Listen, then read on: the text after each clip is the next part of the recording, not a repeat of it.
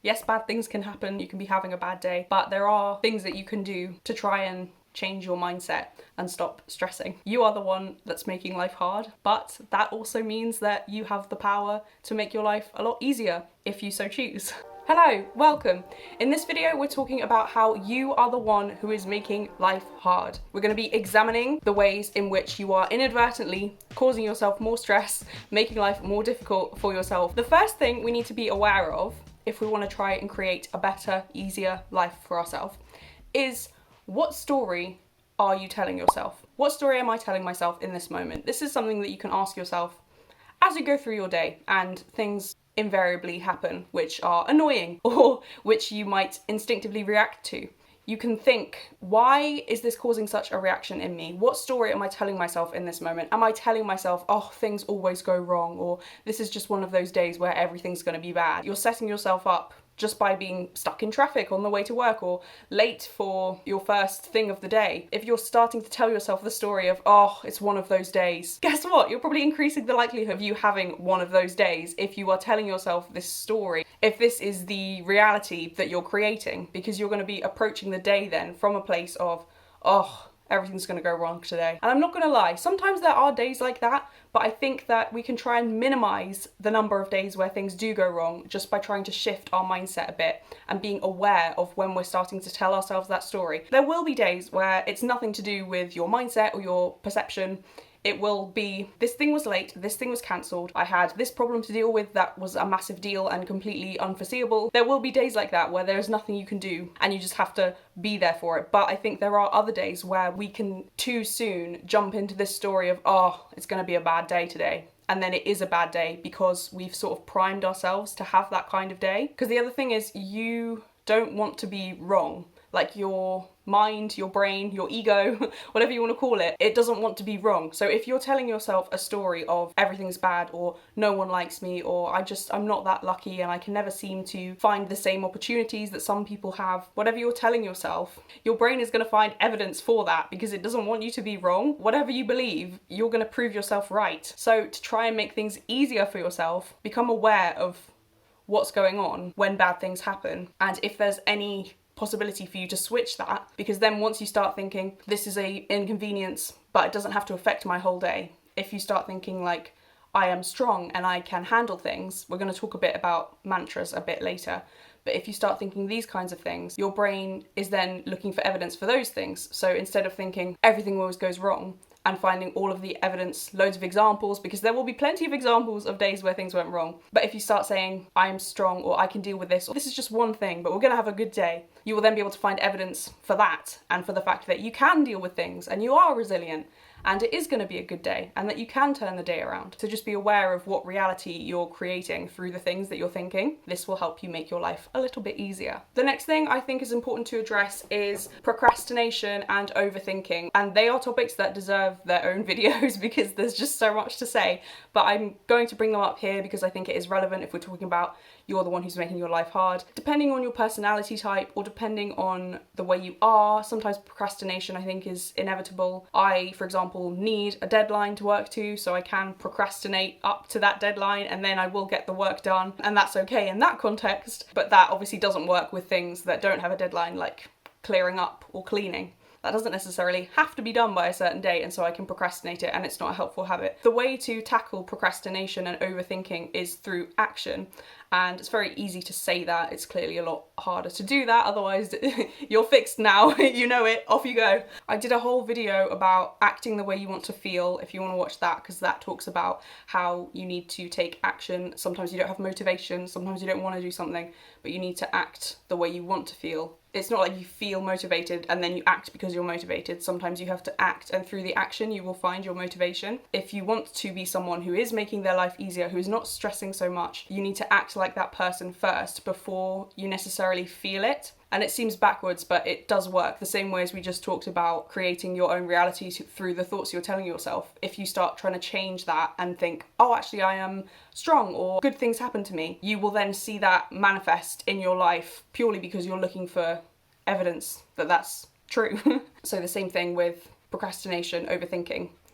Act like someone who does not overthink. When you catch yourself overthinking about something, can you interrupt that? Read something that requires a lot of attention so that you have to focus on that instead of focusing on the thoughts going around. Because walking and cooking I do enjoy, but you can still have your thoughts going when you're walking. So then you could maybe put on a podcast, something that uplifts you or is educational or inspiring, or just something outside of your normal life, whether it's like a current affairs podcast or a political thing, anything that's going to take you from your overthinking mind. Because I used to overthink a lot, and I used to think that that helped me, that it protected me, or that it kind of meant that nothing bad would happen. It can be like a protective thing to overthink. I'm not talking about like assessing a situation and then thinking a lot about things. Like, there are some things that you really do need to pay a lot of attention to, and that's not overthinking. Overthinking is where it becomes like debilitating and you're not stuck, but you're just kind of revisiting the same thing, going round and round, not getting anywhere. So that's why I think taking action, and that can link with the procrastination, because sometimes you're overthinking something and procrastinating it, and what you really need to do is just take some action towards resolving that problem. It's not easy, but I think that taking action is the way to go. Linked to this is the idea of building some sort of foundation of serenity and acceptance in your life, because this will make handling difficult things, handling life a lot easier, and will take a lot of stress out of everyday life. If you think about something like the serenity prayer, for example, it's God, grant me the serenity to accept the things I cannot change, the courage to change the things I can, and the wisdom to know the difference. So that, I think, links nicely with what we just talked about with procrastination and overthinking. The courage to change the things I can. Sometimes you need to take action, but it's scary. You need courage to do that. And if we're talking about acceptance now, to accept the things I cannot change. This is not something that you will suddenly reach and be like, oh, I'm there now, like I'm serene, I have peace, I have acceptance.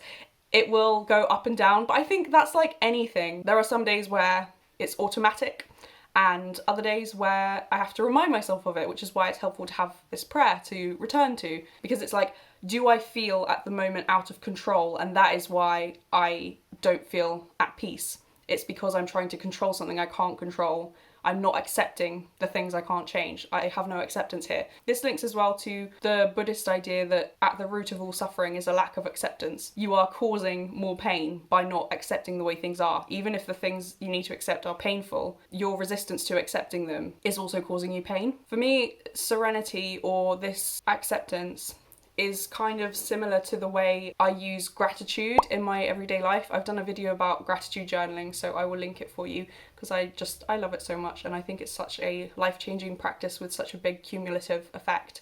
Just if you, day after day, week after week, for months, do a gratitude list every day, you will see a big change. With acceptance and serenity, it works the same way. It becomes this gradual shift in your mindset over a period of weeks that maybe you don't notice at first, but once you get to a certain point, you will look back and be like, oh my gosh, wow, look at the progress I've made. And it will be in something small. It will be in a situation that really used to stress you out, or that would have maybe ruined your day, or that you would have overthought. It will be in something like that, where if you've been practicing this acceptance, you will realize in that moment, in your level-headed reaction to whatever's happened, you will realize, oh my gosh, I have so much acceptance here.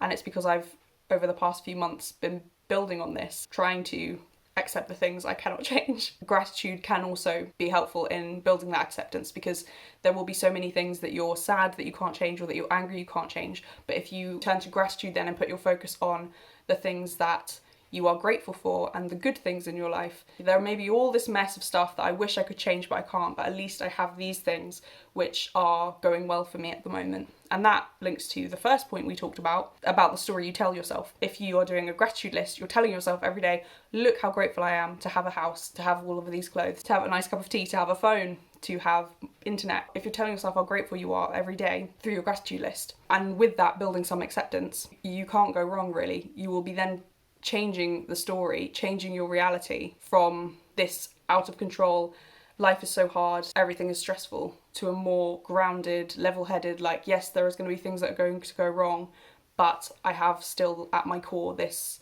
acceptance and this gratitude to come back to. We mentioned mantras a bit earlier on. There are a few things here which I find myself returning to, so I thought I would just share them with you. We mentioned one earlier, which is act the way you want to feel. This to me is a very succinct way of reminding myself that sometimes I am not going to feel motivated to take action, to resolve a situation, but I don't have to wait on that motivation. I can find that through action. Another one that I have mentioned a couple times in some of my other videos is find a way, not an excuse, because I have noticed I can have so many excuses. Again, if we take something small, like for tidying up, even if that one excuse that I'm thinking of is resolved, there will be another one behind it. If I'm telling myself I don't have time to tidy my room, for example, if I then suddenly have time, as I do now, all of a sudden there is a different excuse that pops in. There's just layers of excuses. To combat that, I need to find a way, not an excuse. Some of these aphorisms can be quite trite, but they are also helpful for condensing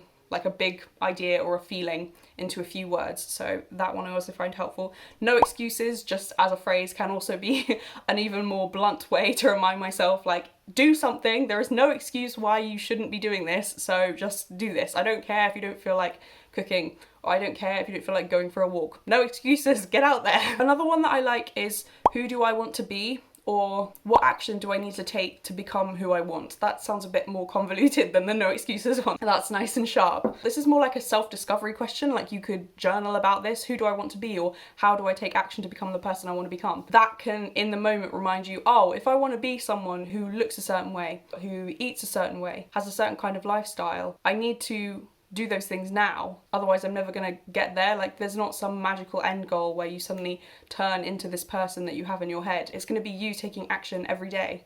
So we return to no overthinking, no procrastinating, take action. So these things are all linked. I hope some of what I've said has resonated with you. Please comment below if it has. I would love to know your thoughts. I hope this has inspired you and made you realize that yes, bad things can happen, annoying things can happen, inconvenient things can happen. You can be having a bad day, but there are things that you can do to try and change that reality and change your mindset so that you can make your life a bit easier and stop stressing. You are the one that's making life hard, but that also means that you have the power to make your life a lot easier for yourself, if you so choose. I will leave on the screen my video Act the Way You Want to Feel, because I did mention that. And I did a video yesterday called Start Where You Are or Stay Where You Are, so I will leave that one as well because I think that is also very relevant to what we've talked about in this video. If you enjoyed this video and you want to see more from me, please subscribe. Thank you so much for watching. God bless, and I will see you in the next one.